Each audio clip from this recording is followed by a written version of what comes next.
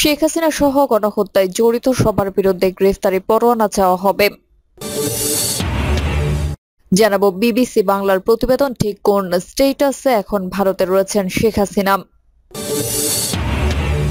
এদিকে এইচএসসির বাকি পরীক্ষা বাতিল। এবং সর্বশেষ জানাবো বিএনপি নেতার ইয়াবা সেবনের ছবি ভাইরাল। এতক্ষণ শুনলেন সংবাদ শিরোনাম, এবারে বিস্তারিত। শেখ হাসিনা সহ গণহত্যায় জড়িত সবার বিরুদ্ধে গ্রেফতারি পরোয়ানা চাওয়া হবে। ট্রাইব্যুনাল পুনর্গঠন হলে শেখ হাসিনা সহ যাদের নাম গণহত্যায় এসেছে সবার বিরুদ্ধে গ্রেফতারি পরোয়ানা চাওয়া হবে বলে জানিয়েছেন উপপরিচালক প্রশাসন ও তদন্তকারী কর্মকর্তা আতাউর রহমান। মঙ্গলবার 20 আগস্ট এই তথ্য নিশ্চিত করেন তিনি। তদন্ত কর্মকর্তা বলেন, শেখ হাসিনা ও তার মন্ত্রিসভার সদস্যদের বিরুদ্ধে গণহত্যা ও হত্যার এখন পর্যন্ত 3টি অভিযোগ এসেছে।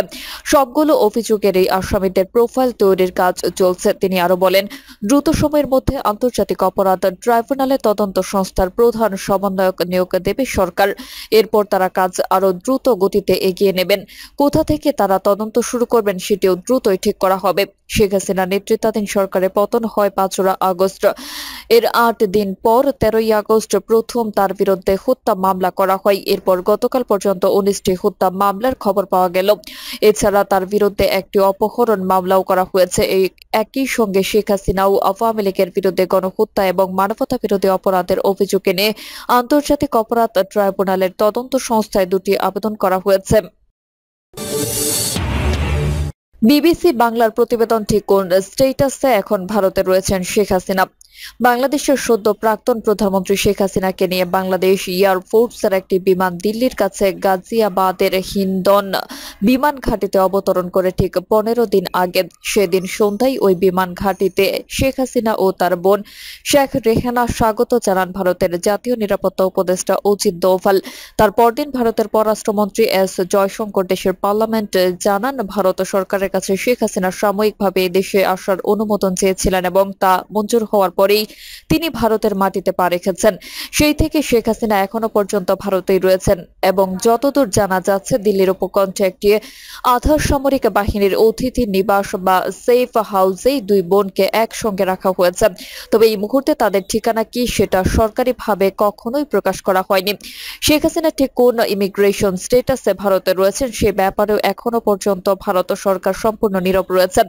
অর্থাৎ তিনি কোনো বিশেষ ভিসায় ভারতে অবস্থান করেছেন নাকি তাকে রাজনৈতিক আশ্রয় দেওয়া হয়েছে, এ ব্যাপারে আনুষ্ঠানিকভাবে ভারত সরকার আজ পর্যন্ত একটি শব্দ খরচ করেনি।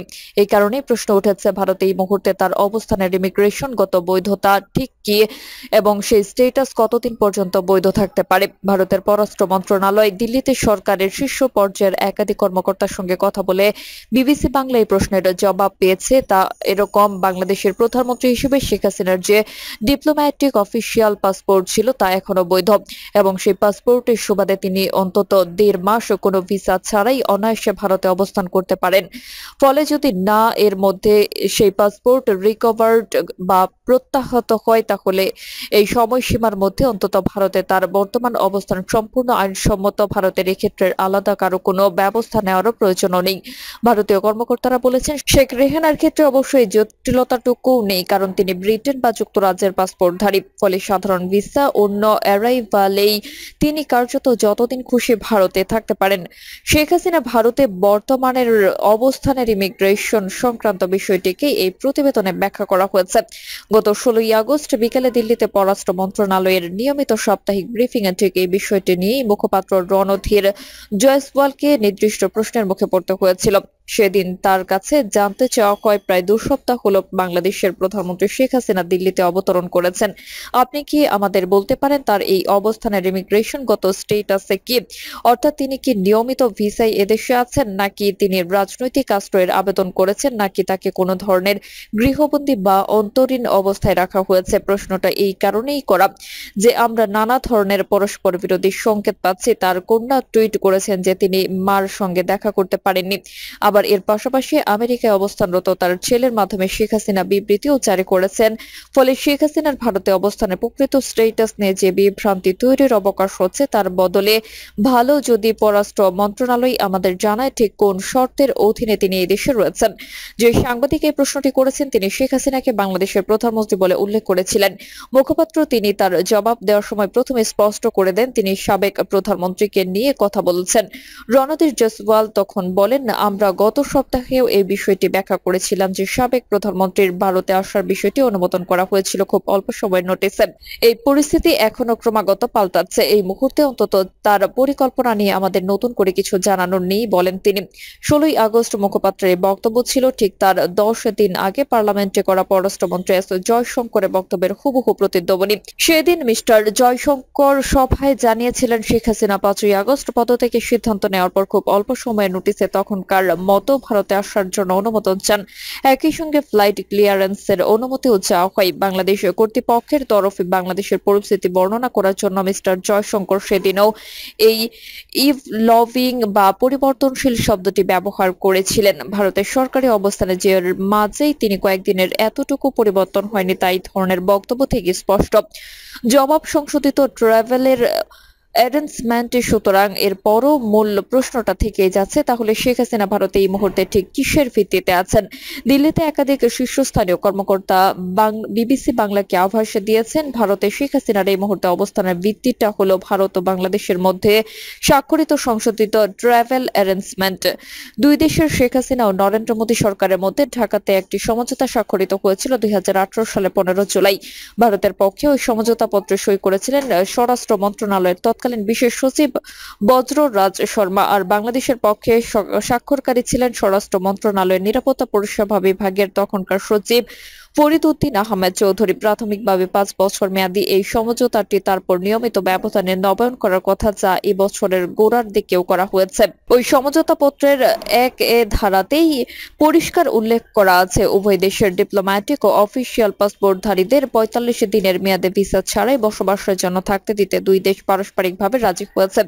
অর্থাৎ কি না, সেই সমঝোতা অনুযায়ী বাংলাদেশের ডিপ্লোম্যাটিক অফিসিয়াল পাসপোর্টধারীরা ভারতে ভিসা ছাড়াই 45 দিন থাকতে পারবেন। আবার অন্যদিকে ভারতের ওই বিশেষ ধরনের পাসপোর্টধারীরা বাংলাদেশেও ঠিক একই সুবিধা পাবেন। প্রসঙ্গত রাষ্ট্র বা সরকারের যে পদাধিকারীদের কূটনৈতিক বা সরকারি কোনো প্রয়োজনে বিদেশে সফর করতে হয় তাদেরই এই ডিপ্লোম্যাটিক বা অফিসিয়াল বা সার্ভিস পাসপোর্ট ইস্যু করা হয়ে থাকে। বিবিসি যেটা জানতে পেরেছে, প্রধানমন্ত্রীত্বে ইস্তফা দিয়ে শেখ হাসিনা যখন পদত্যাগ বা দেশ ত্যাগ করেন তিনি ডিপ্লোম্যাটিক অফিসিয়াল পাসপোর্ট কিন্তু সম্পূর্ণ বৈধ ছিল, যে কোনো কারণেই হোক তা কিন্তু বাতিল করা হয়নি। বাংলাদেশের সদ্য দায়িত্ব নেওয়া অন্তর্বর্তীকালীন সরকারও তা বাতিল করেছে বলে এখনো পর্যন্ত কোনো খবর নেই। ফলে যতদিন সেই পাসপোর্ট বহাল থাকছে তার ভিত্তিতে দুদেশের মধ্যকার সমঝোতা অনুযায়ী তিনি টেকনিক্যালি তিনি আরো বা কোনো ধরনের ভিসা ছাড়াই 45 দিন ভারতে অবস্থান করতে পারবেন, যার মধ্যে মাত্র 15 দিন অতিক্রান্ত হয়েছে। ভারত সরকারের একটি সূত্র বিবিসিকে আরো জানিয়েছে শুধু বাংলাদেশের নয়, ডিপ্লোম্যাটিক ও অফিসিয়াল সার্ভিস পাসপোর্টধারীরা যাতে বিনা ভিসায় একে অন্যের দেশে থাকতে পারেন সেজন্য মোট 100টি দেশের সঙ্গে ভারতের একই ধরনের সমঝোতা আছে।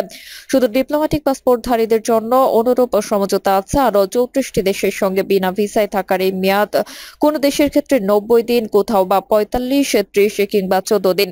ভারত বাংলাদেশের ক্ষেত্রে এটি 45 দিন। কিন্তু এই 1.5 মাসের মধ্যে যদি শেখ হাসিনার বর্তমান পাসপোর্ট রিকভ বা বাতিল করা না হয় তাহলে ভারতের কি করণীয় আছে সেটাও বড় কোনো সমস্যা নয়, কারণ এই ধরনের পরিস্থিতিতে আমাদের প্ল্যান বি বা প্ল্যান সি প্রস্তুত রাখতেই হয়। এখনো নিশ্চয়ই সেটা তৈরি আছে, জানাচ্ছেন দিল্লিতে একজন শীর্ষস্থানীয় কর্মকর্তা। এইচএসসির বাকি পরীক্ষা বাতিল, শিক্ষার্থীদের আন্দোলনের মুখে চলমান এইচএসসি ও সমমান পরীক্ষার বাকি বিষয়গুলোর পরীক্ষা বাতিল ঘোষণা করেছে শিক্ষা মন্ত্রণালয়। এর আগে সব বিষয়ের পরীক্ষার বিষয়ে অন্তর্বর্তী সরকারের শিক্ষা উপদেষ্টা ওয়াহিদ উদ্দিন মাহমুদের সভাপতিত্বে একটি বৈঠক অনুষ্ঠিত হয়।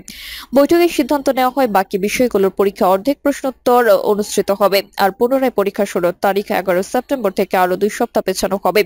তবে শিক্ষার্থীরা এই সিদ্ধান্ত মেনে নেননি, তারা বাকি পরীক্ষাগুলো বাতিল চান, কারণ তারা মনে করেন অনেক শিক্ষার্থী আহত হয়ে চিকিৎসা নিচ্ছেন এবং অনেকে নানাভাবে ক্ষতিগ্রস্ত হয়েছেন। অবশেষে তাদের দাবির মুখে বাকি বিষয়গুলোর পরীক্ষা বাতিল হলো। ওই বিষয়গুলোর ম্যাকিং কিভাবে হবে তা পরে জানানো হবে বলে মন্ত্রণালয় সূত্রে জানা গেছে। এর আগে পরীক্ষা বাতিলের এক দফা দাবিতে সচিবালয়ে অর্থ মন্ত্রণালয়ের সামনে বিক্ষোভ কর্মসূচি শেষে শিক্ষা মন্ত্রণালয়ের ভেতরে ঢুকে পড়েন শিক্ষার্থীরা। এই সময় তারা আমাদের দাবি একটাই, পরীক্ষা বাতিল চায়। দাবি মোদের একটাই, পরীক্ষা বাতিল চায়। আপোষ না, সংগ্রাম সংগ্রাম সংগ্রাম, পরীক্ষা না, বিকল্প বিকল্প বিকল্প। যুক্তি দিয়ে আন্দোলন বন্ধ করা যাবে না, চলছে লড়াই চলবে ইত্যাদি স্লোগান দিতে থাকেন। সকাল থেকে সচিবালয় শিক্ষা মন্ত্রণালয়ের সামনে জড়ো হন পরীক্ষার্থীরা। দাবি আদায়ে দুপুরের দিকে তারা সচিবালয়ে ঢুকে পড়েন। পরে শিক্ষার্থীদের পক্ষ থেকে 10 সদস্যের একটি প্রতিনিধি দল শিক্ষা উপদেষ্টা বরাবর একটি স্মারকলিপি প্রদান এবং আলোচনার জন্য শিক্ষা মন্ত্রণালয়ে প্রবেশ করেন। সেই সময় বিক্ষোভরত শিক্ষার্থীদের বিষয়টি শান্তিপূর্ণ সমাধানের আশ্বাস দেন বৈষম্য বিরোধী ছাত্র আন্দোলনের অন্যতম সমন্বয়ক হাসনাত আব্দুল্লাহ। প্রিয় দর্শক, এই ছিল এখনকার সর্বশেষ সংবাদ। আপনি সব সংবাদ পেতে চ্যানেলটি সাবস্ক্রাইব করে বেল আইকনটি ক্লিক করে রাখুন।